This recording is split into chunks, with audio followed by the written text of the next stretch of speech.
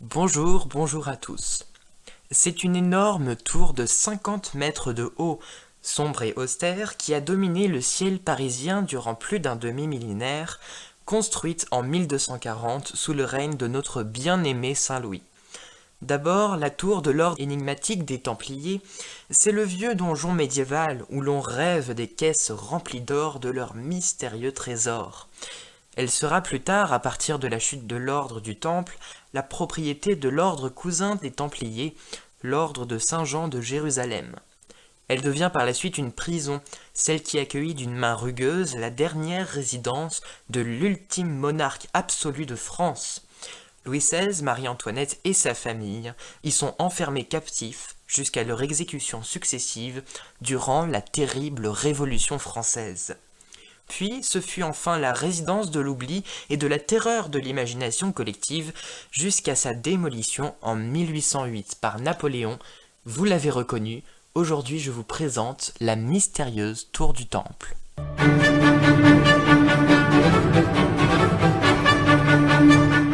Éloi Sainteau sur De ses points courts.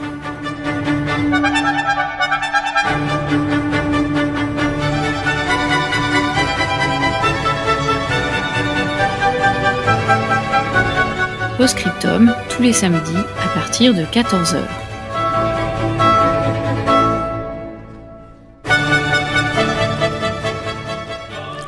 Tout commence avec les Templiers. À la fin du XIIe siècle, l'ordre du Temple acquiert une prospérité et une expansion sans précédent. En effet, les Templiers, dans leur devoir de protéger les États latins d'Orient des Turcs, se voient octroyer très vite des fonctions financières. Ce qui fait la richesse des Templiers, c'est aussi ses propres membres qui, lorsqu'ils revêtent la tunique croisée, doivent reverser l'intégralité de leur patrimoine à leur ordre. Les commanderies disséminées dans les campagnes acquièrent donc des terres, des moulins et des domaines et l'usufruit que tout cela rapporte. Les récoltes et les moissons, mais aussi les taxes des paysans sur ces terres-là.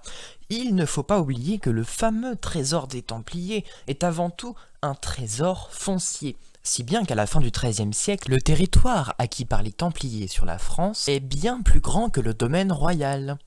Parmi ces immenses territoires, les Templiers possèdent un quartier au nord de Paris.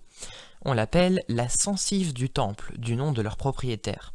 Et les Templiers y ont fait construire vers le milieu du XIIe une énorme commanderie ceinte de hauts remparts crénelés et ponctuée de tours, la plus grande de France, qui va rassembler toutes les richesses accumulées par les terres des quelques 4000 commanderies dispersées sur l'ensemble du royaume capétien. Ils construisent à cette occasion, au centre de ce que l'on appelle l'enclos du Temple, un immense et imposant donjon de 50 mètres. Cette tour surplombe de sa hauteur le tout Paris médiéval et qui défie même le maigre donjon du roi au château du Louvre à 2 km de là, lui qui est seulement haut de 30 mètres. C'est un donjon à la base carrée soutenu de 4 tourelles sur ses coins. Sa silhouette est aiguisée par les 5 toits pointus qui recouvrent l'ensemble, le tout entouré d'un fossé rempli d'eau que l'on franchit à l'aide d'un pont-levis. Des murs épais de 3 mètres d'épaisseur, bref, tout est conçu pour accueillir et protéger l'immense trésor du Temple. Le roi Louis VII lui-même, voyant combien ce complexe est à la pointe de la technique architecturale militaire, décide de transférer tout le trésor du domaine royal au Temple. C'est aussi un excellent moyen de faciliter les transactions boursières entre Orient et Occident durant cette période de croisade. La Cour des comptes royaux et son administration est alors tenue par les Templiers, et cela est grandement arrangeant pour les affaires du roi. En effet, ayant les yeux plus gros que le ventre en permanence, la couronne a besoin d'emprunts de manière terriblement fréquente. La présence des Templiers et de leurs richesses est donc une aubaine. Jusqu'au jour où la Banque providentielle des rois de France décide de ne plus suivre les demandes incessantes d'emprunt. Les dignitaires de l'ordre et le chapitre du Temple ont bien remarqué le petit jeu du roi. Il demande et demande encore, fait des promesses sur de futurs et hypothétiques remboursements éventuels, mais ne rembourse absolument rien. À ce moment-là, c'est Philippe IV le Bel qui est à la tête de la France. Ses affaires financières ne sont pas folichonnes, il est dans le rouge et le refus est contrariant pour ce caractère un petit peu impatient. surtout qu'il ne peut rien exiger de l'ordre. L'ordre du Temple est un ordre religieux, et par conséquent, il dépend exclusivement de l'autorité du pape. Le déficit est énorme pour la France, un gouffre sans fond. Le roi Philippe n'a d'autre choix que de supprimer l'ordre du Temple par la force, en les accusant sans doute à tort, évidemment à tort, d'hérésie, de multiples obscénités et d'autres crimes capitaux. Il pense sans doute rempocher tout le trésor ultérieurement, mais non, quand il arrive au donjon, il n'y a quasiment rien. C'est ce qu'on appelle un coup d'épée dans l'eau. C'est la chute de l'ordre bicentenaire, une partie des Templiers sont brûlés vifs, et le grand enclos du Temple est légué par Philippe IV à l'ordre de Saint-Jean de Jérusalem, des plus ou moins proches parents de feu les légendaires Templiers.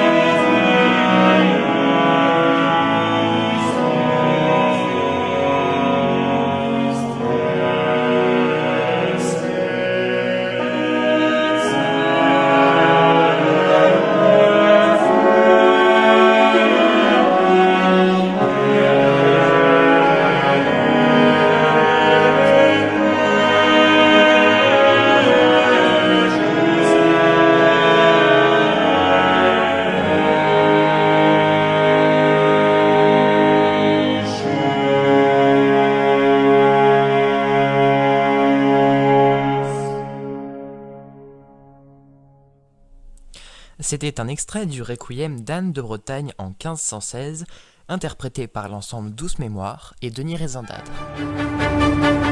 Vous écoutez Éloi Sainteau sur De ses points courts. Les hospitaliers, à présent détenteurs de l'ancestral enclos du Temple, n'ont, semble-t-il, pas l'aura démesurée qu'auront eu leurs prédécesseurs. Ils délaissent peu à peu la grosse tour au fil des décennies, au profit d'autres bâtiments plus adaptés à leurs fonctions quotidiennes.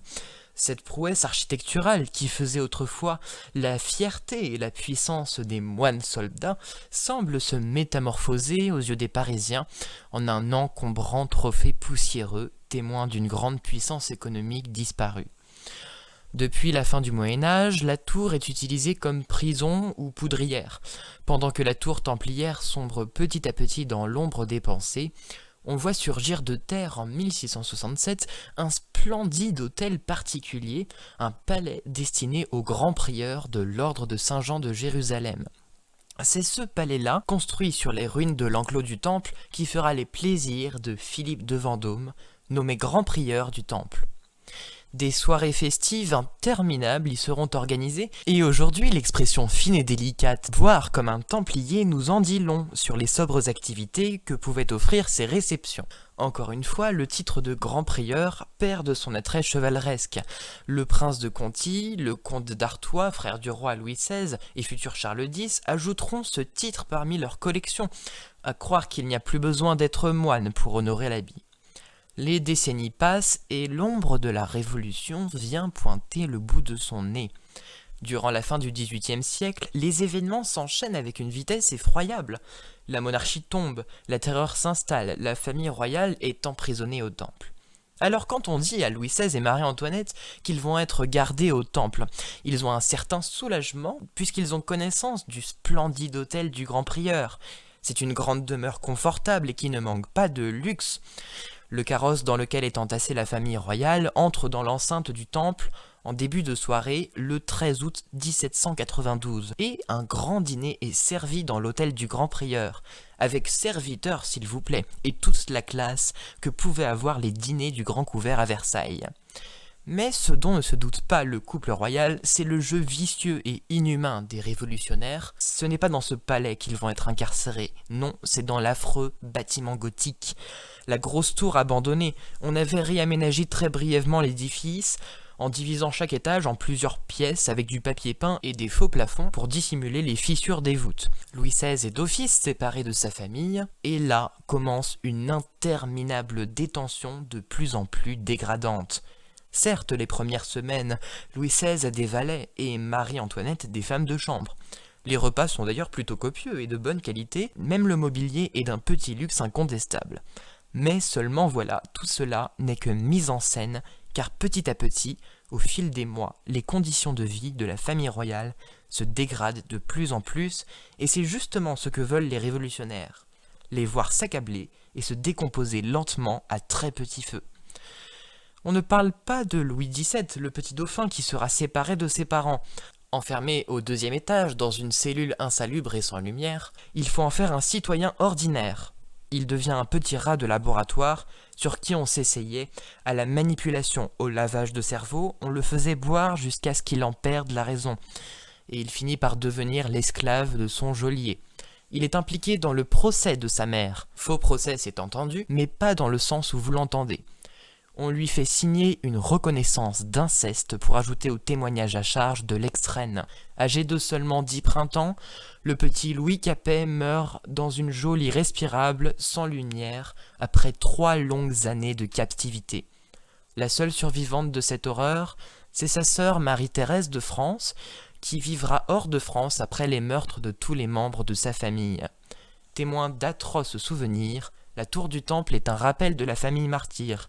Napoléon la rase du ciel parisien en 1808. Voilà le tragique destin de la mystérieuse tour du Temple.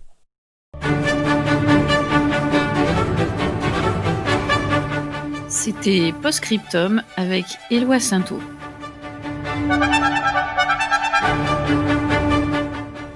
Merci de nous avoir écoutés et rendez-vous la semaine prochaine pour un nouvel épisode de Post-Scriptum.